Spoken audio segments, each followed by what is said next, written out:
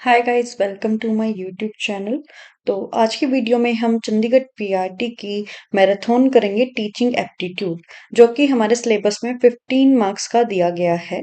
इस वीडियो में हम कंप्लीट 15 मार्क्स को टारगेट करेंगे और इस वीडियो से आपके ज़रूर 15 में से 15 मार्क्स आएंगे अगर आप इस वीडियो को अच्छे से देखते हैं, नोट्स बनाते हैं और चीज़ों को याद करते हैं। तो चलिए शुरू करते हैं। सबसे पहले है हमारा चैप्टर 1 टीचिंग एप्टीट्यूड में साइकोलॉजी ऑफ एडोलिसेंस। ये हम क्यों पढ़ रहे हैं एडोलिसेंस की साइकोलॉजी? क्योंकि हमें चाइल्ड डेवलपमेंट के बारे में पढ़ा है और जो हमारे बच्चे हैं वो एक ऐसे स्टेज पर आते हैं जो कि है एडोलिसेंस। जो चाइल्ड डेवलपमेंट है वो 3 स्टेजेस में होता है, लेकिन जो हमारा ह्यूमन डेवलपमेंट है वो कितनी स्टेजेस में होता है? वो 4 डेवलपमेंट में होता है। चाइल्ड डेवलपमेंट की 3 स्टेज कौन सी है? Infancy, childhood and adolescence. Human development की 4 स्टेजेस कौन सी हैं? Childhood, infancy, childhood, adolescence and old age.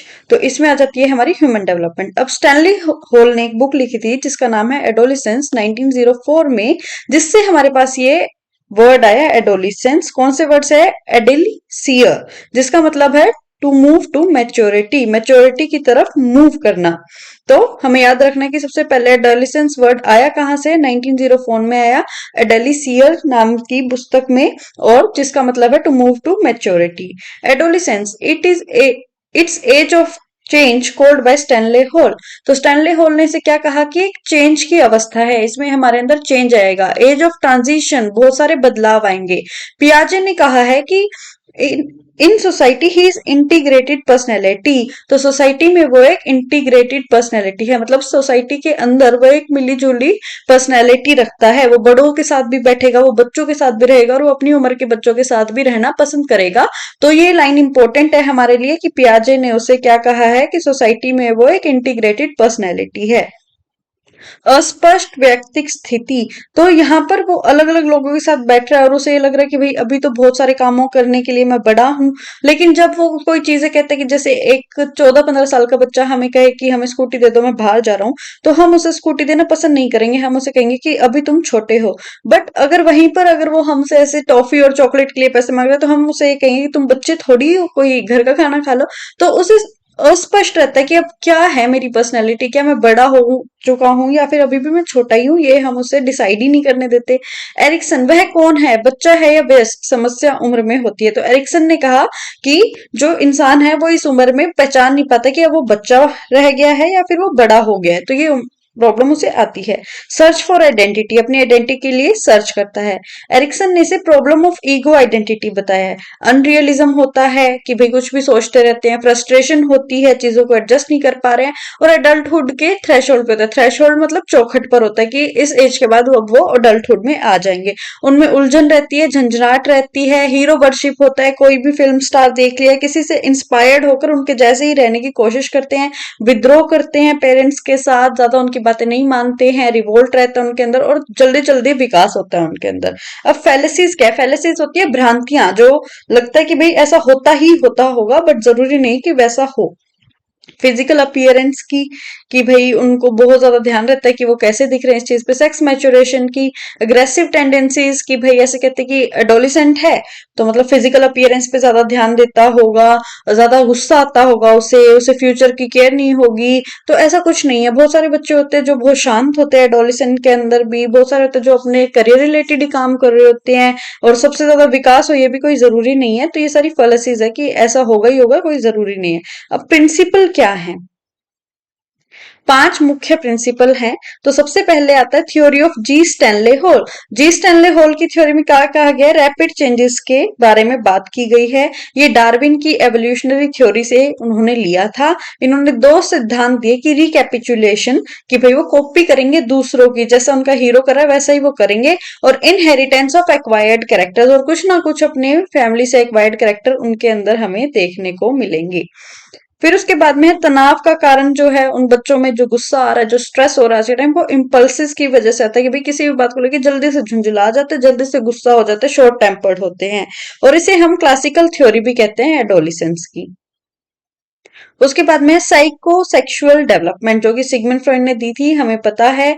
Oral stage होती है 0 से 1.5 साल, एनल स्टेज होती है 1.5 से 3 साल, फेलिक स्टेज जिसके अंदर इलेक्ट्रा कॉम्प्लेक्स और ओडिपस कॉम्प्लेक्स आता है। इलेक्ट्रा मीन्स कि जो लड़की का झुकाव होता है अपने फादर की तरफ वो, और ओडिपस जो लड़के का झुकाव होता है अपनी मम्मी की तरफ वो इसके अंदर आता है। फेलिक स्टेज में 3 से 5 साल, लेटेंसी स्टेज 5 से 12 साल और जेनाइटल स्टेज 12 से लाइफ लॉन्ग तक।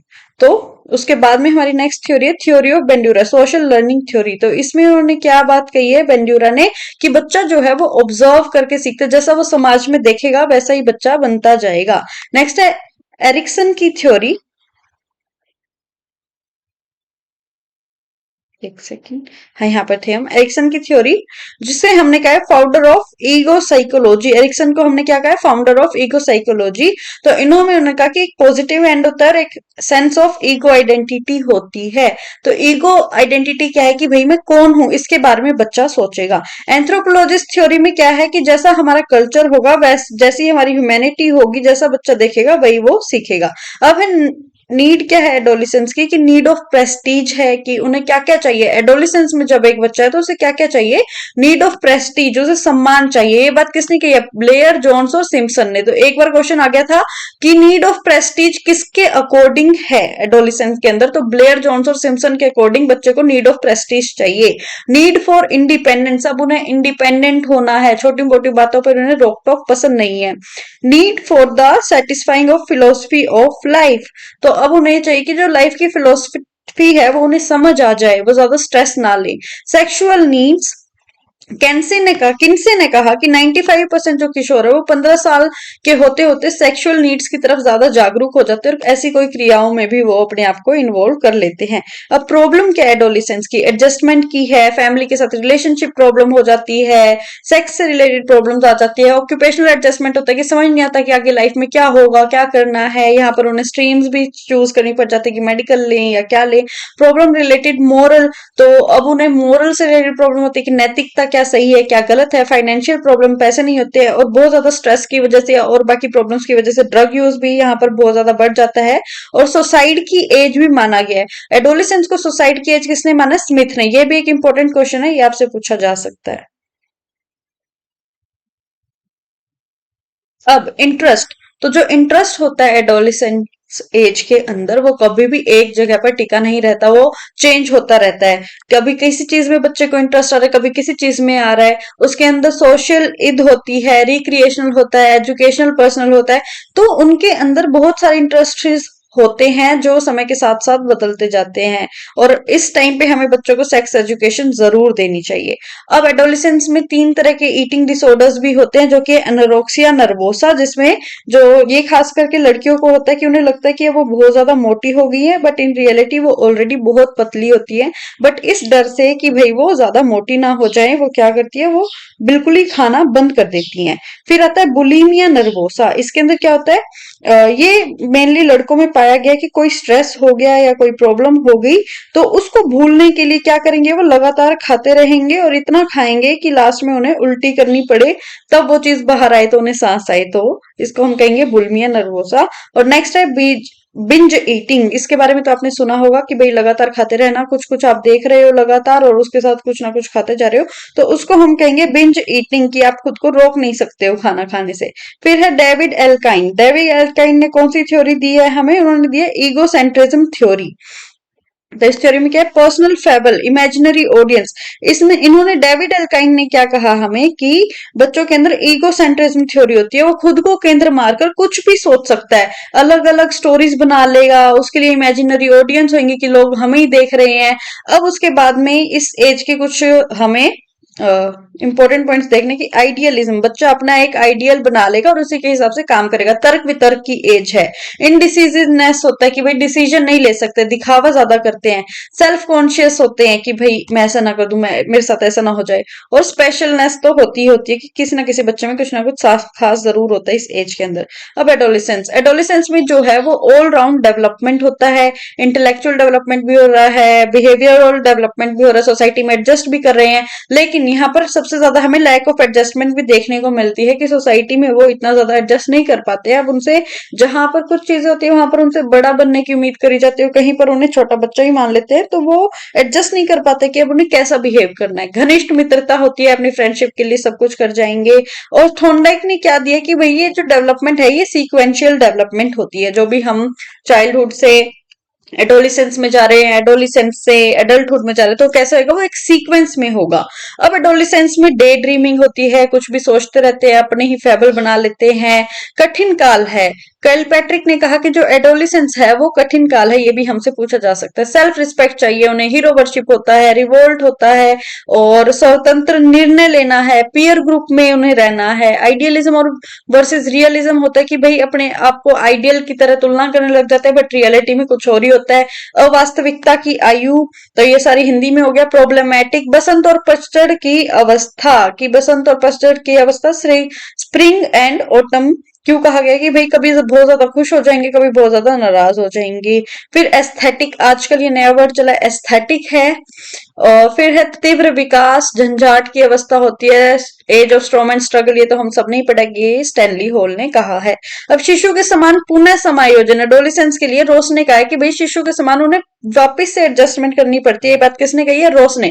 एडोलिसेंस में हमने तुलना की शिशु के साथ, छोटे बच्चे के साथ, कि जैसे छोटे बच्चे को बाहर आके अपने आप को एडजस्ट करना पड़ता है, वैसे ही अब जब एडोलिसेंस आएगी तब बच्चे को फिर से एक बार अपने आप को पूरी सोसाइटी के अंदर एडजस्ट करना पड़ेगा।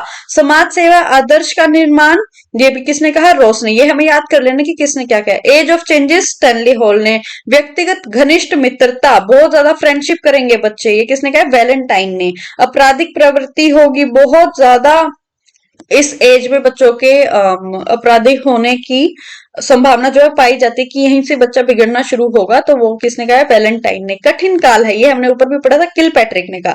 शैशवावस्था की पुनः आवृत्ति, तो वहां उन्होंने कहा कि उसकी तरह उन्हें समायोजन करना पड़ेगा, रोस ने कहा। लेकिन अब यहाँ पर वो कह कि वापस से शैशवावस्था आ जाती है, किसने कहा? जॉनसन ने।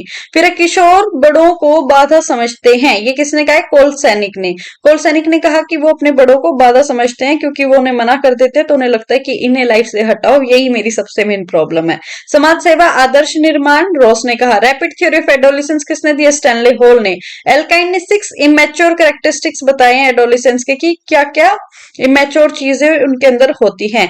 तो आइडियलिज्म एंड क्रिटिकलनेस, तो आइडियलिज्म बना लेंगे, वो धारणाएं बना लेंगे और उसी के सात चीजें करते रहेंगे। आर्ग्यूमेंटेटिवनेस, की भाई बहुत ज्यादा आर्ग्यूमेंट करते हैं। इंडिसिसिवनेस, की कुछ भी डिसाइड नहीं कर पाते हैं। अपेरेंट हिपोक्रेसी, की खुद कर ले तो ठीक है लेकिन कोई दूसरा सेम बिहेवियर कर दे तो वो गलत हो जाता है। सेल्फ कॉन्शियसनेस, की मैं अच्छा तो लग रहा हूं, मैं कभी ऐसे ना हो जाए वैसे ना हो जाए, ये चीज। स्पेशलनेस एंड इनवर्बिलिटी, कि भाई कुछ खास ना हो तो उन्हें प्रॉब्लम हो जाती है, और कोई भी प्रॉब्लम को लेकर वो बैठ जाते हैं। अब FLN सबसे ज्यादा इंपॉर्टेंट टॉपिक, यहाँ से 2 से 3 नंबर के क्वेश्चन मेरे हिसाब से बनेंगे। किस किस से? FLN, दीक्षा, स्वयं प्रभा, इनमें से तो एक एक क्वेश्चन जरूर आएगा, तो इन टॉपिक को हम ध्यान से करेंगे। FLN foundational literacy and numeracy, इसकी फुल फॉर्म क्या है? Foundational literacy and numeracy. FLN है क्या? FLN है एक स्कीम जो कि भारत ने चलाई है, स्कीम नहीं है, एक मिशन है हमारे इंडिया का, जिसके अंदर हम चाहते हैं कि जो भी हमारे सरकारी स्कूल में पढ़ने वाले बच्चे हैं वो पढ़ने में, लिखने में, बोलने में फ्लुएंट हो जाएं। उन्हें सोचना ना पड़े कि अक्षर क्या लिखा हुआ है, ये शब्द क्या लिखा हुआ है। उन्हें पढ़ना आना चाहिए, उन्हें लिखना आना चाहिए, मतलब बिल्कुल मास्टरी हो जानी चाहिए 3rd क्लास तक के बच्चों को इन सारी चीजों में। तो इसकी जो फुल फॉर्म है फाउंडेशनल लिटरेसी एंड न्यूमरेसी, ये किसका पार्ट है? मिशन निपुण भारत का। ये पार्ट किसका है? मिशन निपुण भारत का। और एज क्या है? 0 to 8। अब क्लास क्या है? 3rd क्लास तक के बच्चों को पढ़ना, लिखना, बोलना आ जाना चाहिए देखकर।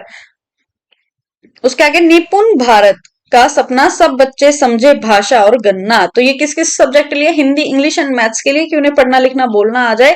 और ये इसका नारा है कि निपुण भारत का सपना, सब बच्चे समझे भाषा और गणना। ये हमसे पूछा नहीं जाएगा बट फिर भी मैंने बता दिया। रिपोर्ट कब आई थी हमारी? 16 दिसंबर 2021 को हमारी रिपोर्ट आई। ये चीज पूछ सकते हैं बट लग नहीं रहा इतना पूछेंगे। रिपोर्ट कब आई? 16 दिसंबर 2021 को।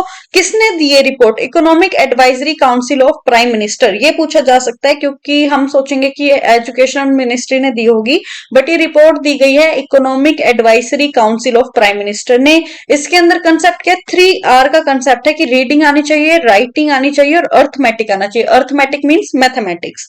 अब नीड क्या है एफएलएन की, हमें क्यों चाहिए एफएलएन की, बच्चों को क्यों आना चाहिए इतना। लो लेवल, लो लर्निंग लेवल, बच्चे बहुत ज्यादा लो लेवल पर चले गए हैं, उन्हें अक्षर नहीं जोड़ना आ रहा, जिससे उन्हें आगे वाली क्लासेस में भी प्रॉब्लम आ रही है। इंक्रीज ड्रॉप आउट रेट्स, जब बच्चों को पढ़ाई लिखाई नहीं आ रही है, 8th बच्चे को हिंदी पढ़नी नहीं आ रही, इंग्लिश पढ़नी नहीं आ रही, तो बच्चा स्कूल छोड़ के जा रहा है, क्योंकि उसका वहां पे लगता है कि मैं क्या करूं यहाँ पर आकर, मुझे तो कुछ आता ही नहीं है। Inappropriate language and mathematical things, कि बच्चों की भाषा का विकास करने के लिए उन्हें सही से हिंदी नहीं आती, इंग्लिश नहीं आती, मैथ्स की प्रॉब्लम सॉल्व नहीं होती, तो इन सारी चीजों को दूर करने के लिए हमें एफएलएन की जरूरत है। एक बार फिर से देखते हैं एफएलएन की फुल फॉर्म क्या है, फाउंडेशनल लिटरेसी एंड न्यूमरेसी।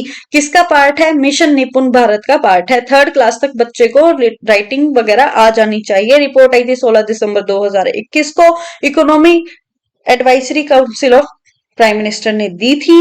अब फाउंडेशनल लिटरेसी, अब फाउंडेशनल लिटरेसी का मतलब क्या है कि अक्षरों को पहचाने, लेटर्स वर्ड्स लिखना सीखे, लैंग्वेज स्किल आए।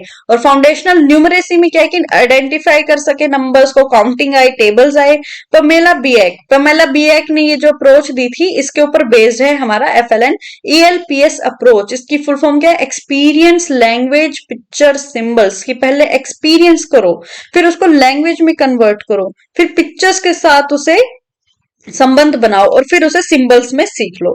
तो ये हमें अप्रोच किसने दिया है, पमेला बियक ने, जिसके ऊपर हमारा ये एफएलएन जो है वो टिका हुआ है, और इसकी फुल फॉर्म है एक्सपीरियंस लैंग्वेज पिक्चर सिंबल्स। अब आ जाता है निपुण।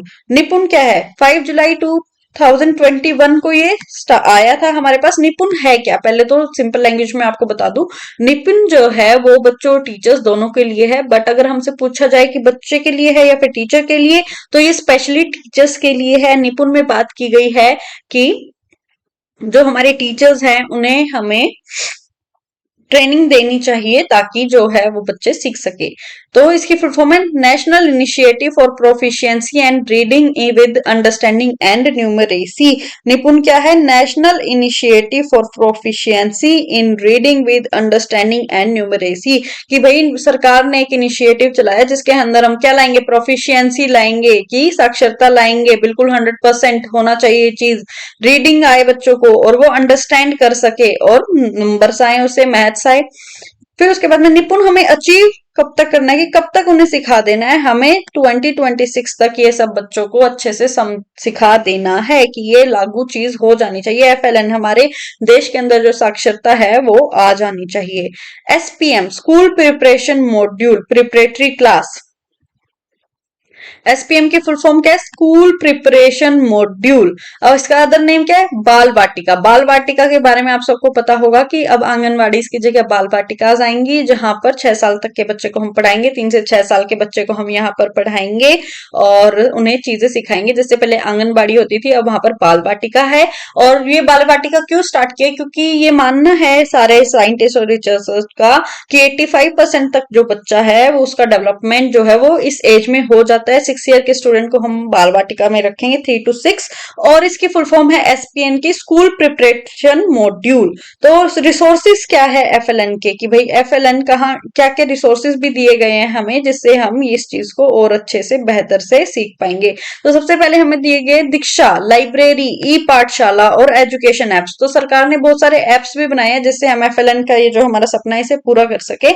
एफएलएन में क्या होगा, कोऑपरेटिव लर्निंग होगी, सारे बच्चे सीखेंगे एक दूसरे के साथ। पीयर ट्यूशनिंग होगी कि एक दूसरे को पढ़ा रहे हैं। वॉलेंट्री एंड जॉयफुल एक्टिविटीज होंगी, उन्हें हम एक्टिविटीज करके सारी चीजें सिखाएंगे। और सुपरविजन किसकी रहेगी, टीचर की। तो अगर पूछे एफएलएन में टीचर का क्या काम है, तो वो सुपरविजन का काम है। अब बाल वाटिका, बाल वाटिका मैंने आपको बताया 3 से 6 साल की एज तक। तो इसमें बच्चों को क्या क्या आना चाहिए, 10 तक गिनती उन्हें आ जानी चाहिए, 2 से 3 अल्फाबेट के वर्ड्स को पहचानना आ जाना चाहिए कि क्या लिखा है। अब जो फर्स्ट ग्रेड है उसमें बच्चों को क्या आना चाहिए, 99 तक वो काउंटिंग्स जो है वो कर सके, सिंपल एडिशन और सब्ट्रैक्शन आए और छोटे वर्ड्स को पढ़ सके। क्लास सेकंड में उन्हें 999 तक नंबर आने चाहिए, सब्ट्रैक्शन आनी चाहिए 99 तक, मतलब कैरी वाली। और 45 से 60 वर्ड्स पर मिनट वो बच्चा पढ़ सके। फिर ग्रेड थर्ड में हमें चाहिए कि रीड कर सके 60 वर्ड पर मिनट और 999 तक वो गिनती सीख सके। उसके बाद में मल्टीप्लीकेशन का प्रॉब्लम जो है वो थर्ड ग्रेड का बच्चा सोल्व कर सके। इतना डिटेल में आपसे नहीं पूछेंगे, लेकिन फिर भी मैंने लिख दिया कि मैं भी पूछ लेता हूँ। अब एफएलएन की एज जो हमने 0 से 8 लिखी हुई थी, वो ओवरऑल टोटल है। अगर वो नहीं दी गई तो हम उसे लिखेंगे 3 से 9 साल, और 3 से 6 साल की जो एज है वो रहेगा एसपीएम मतलब बाल वाटिका में। अब ऑब्जेक्टिव्स क्या है एफएलएन के, कि बेसिक टू एडवांस बच्चे का, जब तक बच्चे का बेसिक नहीं पूरा होगा उसे एडवांस आएगा ही नहीं, तो बेसिक से एडवांस लेकर चलेंगे। पैरेलल अप्रोच है, टीचिंग ट्रेनिंग होनी चाहिए, टीचर की ट्रेनिंग होनी चाहिए, डिस्कवरी बेस्ड लर्निंग होनी चाहिए कि बच्चा कुछ खोजबीन करके सीखे। गतिविधि आधारित होनी चाहिए, एक्टिविटीज होनी चाहिए, इंक्लूसिव एजुकेशन हो, सभी बच्चे सीख पाए। घरेलू भाषा को औपचारिक शामिल करना कि भाई घरेलू भाषा में सिखा सकें, बच्चे में स्किल्स डेवलपमेंट करें। हाई क्वालिटी लर्निंग मटेरियल हो हमारे पास, हमारे कल्चर को हम इंक्लूड करें, स्थानीय भाषा में हो, मदर टंग में हो। और 5 पिलर्स क्या हैं एफएलएन के, तो ये हैं ई फॉर एजुकेशनल इंफ्रास्ट्रक्चर। हमारे पास बेंचेस, क्लासेस, टॉयलेट सब कुछ बिल्कुल अच्छे होने चाहिए, तभी बच्चे स्कूल में आएंगे, उनका थोड़ा इंटरेस्ट आएगा। एक्सेस टू एजुकेशन हो, ये ना हो कि टीचर्स अपने ही कामों में लगे हुए बच्चे को पढ़ाएं ना, तो एजुकेशन होनी चाहिए बच्चों के पास। स्कूल्स इतने एरियाज में हो कि बच्चे इजीली आ सके स्कूल में। बेसिक हेल्थ, हेल्थ का ध्यान रखा जाए कि टाइम टाइम पे टैबलेट्स वगैरह जो हमारे स्कूल्स में दी जाती है वो दी जाए, ताकि साफ सुथरा पानी हो, अच्छा खाना हो, जिससे बच्चे बीमार ना पड़े और वो स्कूल आना बंद ना करे। लर्निंग आउटकम, जो भी हम ये सारे प्रयास करें इसका कोई ना कोई आउटकम हमें देखने को मिले कि बच्चे सीखें। और गवर्नमेंट, स्कूल में जो वातावरण है वो डेमोक्रेटिक हो, ना कि ऑटोक्रेटिक के सिर्फ प्रिंसिपल की चलती है और बच्चों को कुछ समझा ही नहीं जाता, ऐसा नहीं होना चाहिए। अब हमारा नेक्स्ट टॉपिक आता है NEP 2020, the most important topic. जितने स्टार लगाएं उतने कम है, यहां से 1 से 2 क्वेश्चन जरूर पूछा जाएगा। National educational policy, sorry national education policy, ये हमसे केवीएस में पूछ ली गई थी इसकी फुल फॉर्म की। एनईपी की फुल फॉर्म क्या है, तो वो भी बहुत सारे बच्चे गलत करके आए थे। हो सकता है इस पेपर में भी क्वेश्चन रिपीट हो और सिर्फ हमसे यही पूछ ले कि इसकी फुल फॉर्म क्या है, तो एनईपी की फुल फॉर्म है नेशनल एजुकेशन पॉलिसी। इसके चेयरमैन है कस्तूरी रंजन। कस्तूरी रंजन कौन थे, इसरो के चेयरमैन थे। 1968 में सबसे पहले हमारे पास एजुकेशन पॉलिसी आई थी, उसके बाद सीधा 1986 में आई, फिर 1992 में ये पॉलिसी रिवाइज हुई, और अब 2022 में हमारे पास नई पॉलिसी ये आई है। ये क्वेश्चन भी केवीएस में पूछा गया था कि इसका एजुकेशन स्ट्रक्चर क्या है, तो इसका स्ट्रक्चर है 5+3+3+4। ये क्वेश्चन भी इतने बच्चे गलत करके आए हैं, ये आपको याद रखना है कि पहली बात तो फुल फॉर्म क्या है, नेशनल एजुकेशन पॉलिसी, चेयरमैन कौन था, कस्तूरी रंजन। उसके बाद में एजुकेशन स्ट्रक्चर क्या है, 5+3+3+4। सबसे पहले आता है 5 जो है 3 साल तो बच्चा रहेगा प्ले वे में, मदर स्कूल में या फिर बाल बाटिका, जिसको हमने एसपीएम बोला, तो 3 साल बच्चा वहां पर रहेगा। उसके बाद में it is called foundational year और फाउंडेशनल स्टेज। जब बच्चा 3 साल तक फाउंडेशनल ईयर में रहेगा, और जब वो 6 साल का होगा तो वो फर्स्ट क्लास में आएगा, और फिर वो सेकंड क्लास में आएगा, तो ऐसे करके 5 साल जो बच्चा लगाएगा उसको हम उसके क्या कहेंगे, फाउंडेशनल एज है। इस टाइम पे बच्चे की एज होगी 3 से 8 साल। यहाँ पर हमने पहले ही बता दिया गया था कि यहाँ पर बच्चे का 85% ब्रेन का डेवलपमेंट हो जाता है। फिर जो नेक्स्ट 3 इयर्स, जो हमने 5 तो पढ़ लिया कि फाउंडेशनल एज है, उसके बाद बच्चा है थर्ड फोर्थ फिफ्थ क्लास में, यहाँ पर उसकी एज रहेगी 8 से 11 साल। इस स्टेज को हम कहेंगे प्रीपरेटरी स्टेज। आपसे क्या क्वेश्चन पूछ सकते हैं कि जो पहले 5 साल है उनको हमने क्या कहा है, उनको हमने फाउंडेशनल स्टेज कहा है। नेक्स्ट के जो हमारे 3 साल है उन्हें हमने क्या कहा है, उसे हमने प्रीपरेटरी स्टेज कहा है। यहाँ पर बच्चा क्या सीखेगा, अपनी मदर टंग को सीखेगा, फर्स्ट टाइम एग्जाम देगा, और एक्टिविटी बेस्ड जो लर्निंग है वो यहाँ पर सीखेगा। फिर उसके बाद अगले 3 साल 6, 7, 8, ये इंपॉर्टेंट है। ये कौन सी स्टेज हमने कही, ये हमने कही मिडिल स्टेज, इसमें एज होगी 12 से 14 साल। यहाँ पर जो है वोकेशनल एजुकेशन दी जाएगी बच्चों को। वोकेशनल एजुकेशन मींस कि कोई ऐसी एजुकेशन जिसके बाद वो आराम से जॉब वगैरह ढूंढ सके, जैसे आईटीआई वगैरह के डिप्लोमा होते हैं, कुछ कुछ वैसे ही एजुकेशन स्किल्स उन्हें प्रोवाइड कराई जाएगी। सब्जेक्ट वाइज उनके टीचर आने शुरू हो जाएंगे, और एब्स्ट्रैक्ट थिंकिंग जो है अब बच्चे के अंदर आने लगेगी। उसके बाद में नेक्स्ट हमारे पास रह गया 4, जो कि है सेकेंडरी एज, जो कि है हमारी कौन कौन सी क्लासेस होंगी इसके अंदर, 9, 10th, 11th and 12th। As रहेगी 14 to 18। मदर लैंग्वेज के साथ साथ वो अदर इंडियन लैंग्वेज भी सीखेगा, और एक फॉरेन लैंग्वेज भी उसको सीखनी पड़ेगी। उसके बाद में एक सेकेंड, हाँ, और क्रिटिकल थिंकिंग जो है वो बच्चे के अंदर आ जाएगी। अब हमसे पूछा गया है कि कॉलेज में कैसी उनकी एजुकेशन रहेगी। ये इतना इंपॉर्टेंट नहीं है बट फिर भी मैं आपको बता देती हूँ कि यहाँ पर जो हमारी बीए की डिग्री थी वो 3 साल की थी, बट अब बीए की डिग्री जो है हमारी 4 साल की कर दी गई है। इसमें जब हम पहला साल कंप्लीट करेंगे तो हमें एक सर्टिफिकेट मिलेगा। अगर कोई अपनी पढ़ाई छोड़ देता है यहीं पर तो उसे हम सर्टिफिकेट दे देंगे कि ठीक है आपने 1 साल तक पढ़ाई करी है। फिर उसके बाद में अगर कोई 2 साल तक ये पूरा करता है तो उसे हम क्या देंगे, डिप्लोमा देंगे। अगर थर्ड ईयर में भी आप पढ़ रहे हो तो आपको डिग्री मिलेगी, और जो फोर्थ ईयर तक उसको कंप्लीट करेगा उसको हम रिसर्चर बोल देंगे कि अब ये रिसर्चर बन गया है। जो एमए है वो हमारी 1 साल की ही रहेगी। और जो बजट है हमारा इस चीज को पूरा करने के लिए एनईपी के लिए, वो कहा गया कि जीडीपी का 6% हम इसके ऊपर लगाया करेंगे। अब रिजल्ट है वो फॉर्मेटिव असेसमेंट हो, सीसीई हो, ये तो हमारा असेसमेंट से रिलेटेड है कि फॉर्मेटिव असेसमेंट्स होंगे, बच्चे ने क्या किया कितना सीखा वो सब हम देखेंगे और फिर फीडबैक देंगे। सीसी होगा, उसके बाद में खुद वो अपने आप को एनालाइज करेंगे। पीयर ग्रुप जो है वो भी हमें बताएंगे कि भाई उन्हें कितने नंबर देने हैं, उनसे हम क्वेश्चंस करेंगे कि आपके साथ इसका बिहेवियर कैसे है, क्या कैसा करता है। तो जो सहपाठी है उनका भी कुछ ना कुछ योगदान रहेगा उनके रिजल्ट में, टीचर्स का भी होगा और एग्जाम्स का भी। NEP, learning should be holistic. NEP ने अब क्या कहा है कि जो लर्निंग है, जो सीखना है वो होलिस्टिक होना चाहिए, उसमें ओवरऑल सारे एक्सपेक्ट्स आने चाहिए, एंजॉयबल होना चाहिए, आपको बर्डन ना लगे, इंटीग्रेटेड होना चाहिए कि हर एक एक्सपेक्ट को लेकर चले, अट्रैक्टिव हो जिससे बच्चे का पढ़ने का मन करे, और एंगेजिंग हो कि वो उन्हें उसमें बिजी करे रखे कि बच्चे का ध्यान इधर उधर भटके ना, इतना एंगेज कर ले अपने आप में। फिर आता है EEC, early childhood care and education. यहां से क्वेश्चन आना मुश्किल ही है बट क्या पता कुछ भी पूछ सकते हैं, इसलिए हम इसे कवर करेंगे। EEC, early childhood care and education, इसके 3 की टर्म है, अर्ली चाइल्डहुड केयर और एजुकेशन। 3 बातें आ रही है इसमें, early childhood care and education में। अर्ली चाइल्डहुड की एज क्या है, 0 से 6 साल। इसके अंदर होती है रैपिड ग्रोथ और डेवलपमेंट। इसकी 3 सब स्टेज हैं, ये आपने नहीं पढ़ी होंगी अभी तक। अर्ली चाइल्डहुड की 3 सब स्टेज कि पहले कंसेप्शन से बर्थ, जब बच्चा गर्भ में आया, फिर है बर्थ से 3 साल की, पैदा होने के 3 साल तक, और फिर आता है 3 to 6 years जिसमें हम उसे बाल वाटिका में भेजेंगे। उसके बाद में केयर, केयर क्या है कि बच्चे को क्या चाहिए, प्यार चाहिए, अफेक्शन चाहिए, एक अच्छा एनवायरमेंट चाहिए और अच्छी हेल्थ चाहिए कि भाई उसका ध्यान रखा जाए। एजुकेशन क्या है कि जो भी एक्सपीरियंस वो करेगा वो सब उसके लिए क्या है, एजुकेशन है।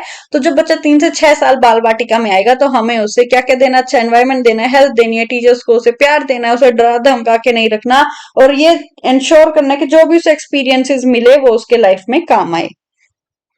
फिर ऑब्जेक्टिव्स क्या है ईईसी के कि हम प्रोवाइड करें क्वालिटी केयर। जब बच्चा हमारे स्कूल में आए तो हम उसका अच्छे से ध्यान करें, उन्हें फ्री सेफ एनवायरनमेंट दे, अच्छा न्यूट्रिशन दे, उनकी भाषा का विकास करें, गुड हैबिट्स उनमें फॉर्म करवाएं, फॉर्मल लर्निंग हो स्कूल्स में, केयर होनी चाहिए बच्चे की, और अर्ली स्टिमुलेशन आए।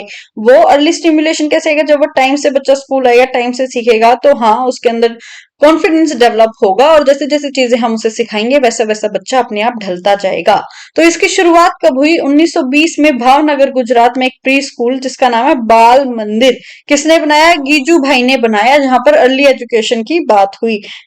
1975 में ICDS, integrated child development services को शुरू किया गया। 1990 में थाईलैंड में प्रमोट किया गया कि लर्निंग बिगेन एट बर्थ। कहां पर, जोमिलिन नाम की जगह पर। यहां पर कहा गया कि जो लर्निंग है वो अपने जन्म से ही शुरू हो जाती है। ये हमें याद करने की जरूरत नहीं है, जस्ट आपकी नॉलेज के लिए लिखा गया है। उसके बाद में है 2000 में है world education forum. World education forum आया तो वर्ल्ड एजुकेशन फोरम ने बात की कि भाई बच्चे को सिखाना बहुत ज्यादा इंपॉर्टेंट है, एजुकेशन बहुत ज्यादा इंपॉर्टेंट है, उसके साथ साथ हमें उसका ध्यान भी रखना है और उन्हें एक अच्छा एनवायरमेंट भी देना है। अब आता है सीबीई। सीबीई क्या है, कॉम्पिटेंसी बेस्ड एजुकेशन, कि बच्चों की जो एबिलिटीज हैं उन्हें हम पहचाने, कि जरूरी नहीं है हर बच्चा पढ़ने में ही अच्छा होगा, हर बच्चा डॉक्टर ही बनेगा, वो बच्चा स्पोर्ट्समैन भी बन सकता है, एक्टर भी बन सकता है, कुछ भी बन सकता है, उसके अंदर टैलेंट है और हमें उस टैलेंट को पहचानना है और उसकी हेल्प करनी है। इंस्ट्रक्शनल, कि हम उन्हें इंस्ट्रक्शंस दे कि आपको ऐसे करना है बेटा, आपको वैसे करना है। क्लासरूम मैनेजमेंट होना चाहिए, फॉर्मेटिव असेसमेंट होने चाहिए, और पर्सनल कॉम्पिटेंसीज होनी चाहिए कि बच्चे की सॉफ्ट जो स्किल्स हैं, अभी जो छिपी हुई स्किल्स हैं, उनको हम बाहर निकाल सकें। पर्यावरण की परवाह किए बिना अपने कौशल योग्यता में महारत। तो अब उनके जो कौशल है, उनकी जो स्किल्स है, उनमें उनकी महारत होनी चाहिए, उसमें हमें हेल्प करना है। फिर उसके बाद में आता है एक्सपर्टाइजेशन एक्सपर्टाइजेशन, उनकी जो स्किल्स है उनको और एक्सपर्टीज लाना उनके अंदर, एबिलिटी, बच्चे की एबिलिटी को पहचानना, पॉजिटिव एवोल्यूशन, उनका अवलोकन जो है वो अच्छा करना कि भाई हाँ तुम और बेटर कर सकते हो, ये नहीं कहना कि नहीं तुम्हारे बस की नहीं है, ऐसा नहीं होना चाहिए। इंडिविजुअल टाइम, हर बच्चे को हम थोड़ा थोड़ा समय दें, स्वभाव का विकास बच्चे में, बिहेवियरल डेवलपमेंट भी हम कराएं ताकि कल को अगर वो समाज में जाए तो वो अपने आप को एडजस्ट कर पाए। फिर है सीबीई पाठ्यक्रम प्रारूप कि जो हमारा करिकुलम है वो कैसा होना चाहिए। तो डेवलपमेंट और आइडेंटिफिकेशन ऑफ कॉम्पिटेंसीज, बच्चों की योग्यताओं को हम पहचान सके, उनका डेवलपमेंट कर सके, थीम्स को ऑर्गेनाइज कर सके, जो भी हमारी बुक्स के अंदर डिफरेंट डिफरेंट थीम्स आती है, जो हमारे एनवायरमेंट में थीम्स है उन सबको हम पढ़ सके ताकि हमारा जो पर्सनैलिटी है वो और ज्यादा डेवलपमेंट हो। थीम्स इनटू कोर्स, उन थीम्स को अब हम कोर्स में लागू करें जिससे बच्चा आसानी से सीख सके अपने पाठ्यक्रम में। Courses in curriculum, review and evaluation, अच्छे से रिव्यू करे बच्चे ने कितना सीखा उसका इवेल्युएशन करें। ऑन गोइंग प्रोग्राम एजुकेशन हो, ये ना हो कि भाई कोई बच्चा अगर आ नहीं सकता, जैसे +1 या +2 में हम नॉन अटेंडिंग भी करते हैं उसके बाद भी करते हैं, तो बच्चे की पढ़ाई इस वजह से रुकनी नहीं चाहिए, जैसे डिस्टेंस मोड हमने अपना लिया था। योग्यता आधारित मॉडल, टीचर एजुकेशन प्रोग्राम, तो इसके अंदर क्या है 4D आते हैं कि भाई डिस्कवरी, किसी भी चीज को पहचानना कि हमें करना क्या है। Dream it, involve what might be, फिर सोचना उसके बारे में, ध्यान से ध्यान देना। ड्रीम करना मतलब कि जिस चीज के बारे में आप पूरे दिन सोचते हो उसी का तो आपको ड्रीम आता है। तो जो आपने डिस्कवरी करी, जो पहचाना कि हमें क्या काम करना है उसके बारे में आप सोच रहे हो, फिर आपको रात को भी उसी के सपने आए, फिर डिजाइन की हम उसे कैसे अपनी लाइफ में पा सकते हैं। ये ना हो कि आप सिर्फ सपने ही देखते रह गए। अब हमारा सपना क्या है, हमें चंडीगढ़ की नौकरी चाहिए, तो अब हमें क्या करना पड़ेगा, डिजाइन करना पड़ेगा। क्या डिजाइन करना पड़ेगा, हमारे सिलेबस के अकॉर्डिंग हमारा शेड्यूल, ताकि हम जो है उसे डेस्टिनी, उसे अपने ऊपर लागू कर सके। तो योग्यता आधारित मॉडल में ये 4D आता है जिसके अंदर डिस्कवरी, ड्रीम, उसके बाद में डिजाइन एंड डेस्टिनी। फिर है वर्क एक्सपीरियंस। वर्क एक्सपीरियंस क्या है, नॉलेज हमारी, कि हमें कैसे अंडरस्टैंड करना है, हमें कैसे सेल्फ स्टडी करनी है, अपनी जो स्किल्स है उनको कैसे बेहतर बनाना है, और हमारे सेल्फ एस्टीम, हमारा कॉन्फिडेंस और जो प्रॉब्लम सॉल्विंग स्किल्स है उन्हें कैसे हम इंप्रूव करेंगे। फिर है सॉफ्ट स्किल। सॉफ्ट स्किल क्या होती है, जो हमारे अंदर छुपी हुई है, तो वो है क्रिटिकल थिंकिंग की, बातों पर सोचना। जैसे जैसे हम एक्सपीरियंसेस लेते जाएंगे हमारी सोच वैसे वैसे विकसित होती जाएगी। प्रॉब्लम सॉल्विंग, सॉल्यूशंस निकालना। पब्लिक स्पीकिंग, बाहर जा रहे हैं तो लोगों के साथ कैसे बोलना है, कैसे सारी चीजें करनी है वो करना। टीम वर्क, 4 लोगों के साथ काम करना पड़ेगा, तो ये ना हो कि नहीं मैं इसके साथ काम नहीं कर सकता, ये तो ऐसा ये तो वैसा है। जिसके साथ भी आपको काम दिया जाए आप एडजस्ट करें और अपना काम करें। डिजिटल लिटरेसी, इसमें वही है कि अपने जो सारी चीजें आजकल ई कॉमर्स वगैरह कर दिया ना, कि बैंकिंग भी डिजिटल हो गई है, पढ़ाई भी डिजिटल हो गई है, तो वो करना आए। जैसे कुछ लोग हम देखते हैं जिन्हें फोन तक चलाना नहीं आता, तो इतना पीछे हम ना रह जाएं। लीडरशिप की, भाई लीडरशिप की क्वालिटी होनी चाहिए, कल को कोई ग्रुप बना के दे दे तो उसकी वो लीडरशिप कर सके, इतने दब्बू स्वभाव के ना हो, इतना डरे नहीं, इतना कॉन्फिडेंस उसके अंदर हो। कैरियर मैनेजमेंट, कैरियर मैनेजमेंट में भी हमें हेल्प करनी है कि भाई बच्चा क्या करियर चुनेगा उसमें उसकी हेल्प करनी है। अब field work, gathering of information, हम फील्ड वर्क भी करेंगे कि भाई इधर उधर से क्या इंफॉर्मेशन है, डिस्कवरी भी करते हैं हम। लाइफ स्किल, लाइफ स्किल क्या होती है कि भाई अब जो लाइफ है उसके लिए भी हमें बहुत सारी स्किल्स की जरूरत पड़ती है। जैसे कोई डिसीजन लेना है हमें लाइफ में, तो आज तक अगर हमने कभी डिसीजन लिया ही नहीं तो एकदम से हम कैसे डिसीजन ले सकते हैं। इतना इंसान को अपने ऊपर कॉन्फिडेंस होना चाहिए कि जो डिसीजन वो ले वो सही होगा, और अगर ना भी हो तो उसे वो सही साबित करना है अपनी मेहनत के द्वारा।